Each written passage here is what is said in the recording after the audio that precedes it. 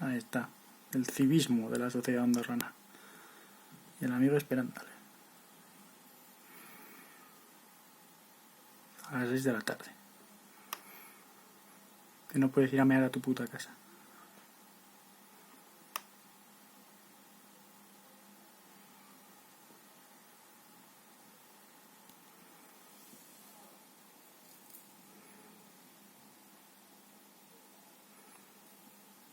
Ah, espera, que es que va el amigo también.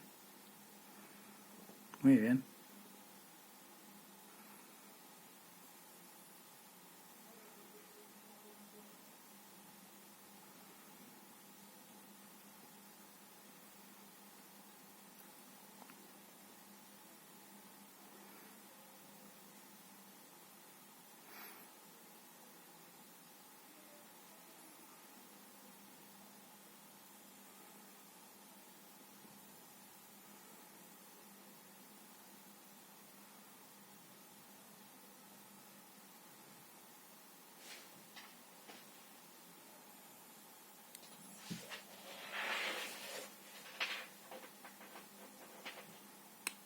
Vale.